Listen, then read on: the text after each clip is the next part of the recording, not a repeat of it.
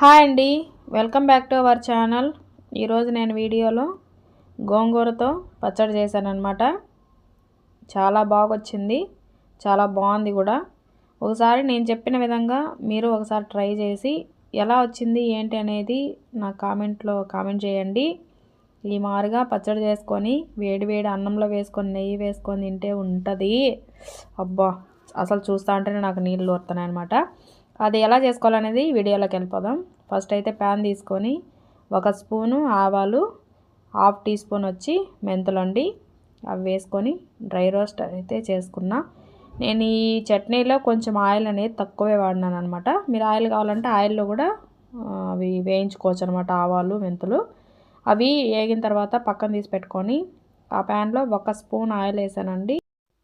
ఆయిల్లో ఒక 10 ఎండుమిర్చి అనేది వేసుకొని ఫ్రై చేసుకొని ప్లేట్లోకి తీసి పెట్టుకున్నానండి. ఇక్కడ నేను 2 కట్టల గోంగూర అనేది తీసుకున్నా.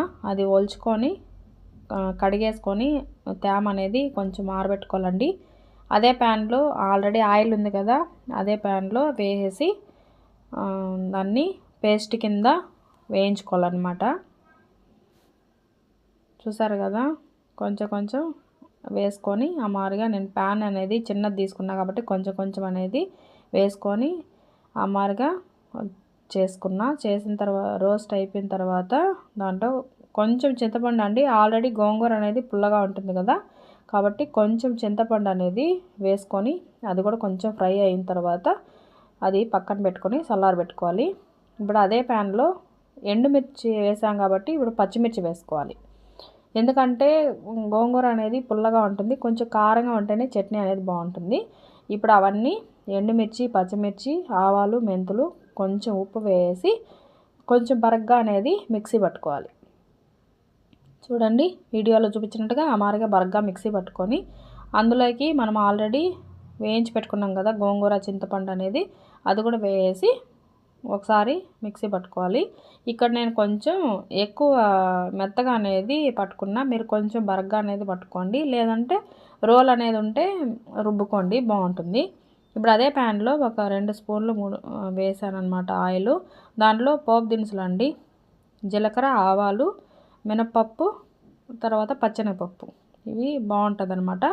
దాంట్లోకి ఒక 2 లేదా 3 ఎండుమిర్చి తుంచేసి ఒక 4-5 తెల్లగడ్డలు అనేది చితక్కొట్టుకొని వేసుకోవాలన్నమాట. అవి కొంచెం ఫ్రై అయినాక కొంచెం కరివేపాకు వేసి అది కూడా కొంచెం ఫ్రై అయినాక మనం ఆల్రెడీ మిక్సీ పట్టి పెట్టుకున్నాం కదా చట్నీ అనేది, అందులోకి వేసేయాలి. వేసి ఆ తిరగమాతలో మంచిగా మిక్స్ అయిపోయేదాకా కలిపేసుకోవాలి. చూడండి, అమారుగా కలిపేసుకున్న తర్వాత ఇప్పుడు స్టవ్ ఆఫ్ చేసిన తర్వాత మనం ఆనియన్ అనేది సన్నగా పొడవుగా కట్ చేసి పెట్టుకోవాలి. అవి ఇప్పుడు పచ్చివే, అంటే ఏమాత్రం ఫ్రై చేయకుండా పచ్చివే అమారుగా వేసామనుకోండి, తినడానికి భలే ఉంటుందండి. లేదు మీకు అట్లా ఇష్టం లేకపోతే తిరగమాతలోనే వేసుకొని కూడా వేసుకోవచ్చు. ఇంతే అండి గోంగూర పచ్చడి. మీకు నచ్చిందా? నచ్చితే like, share, subscribe. Thank you for watching. Bye.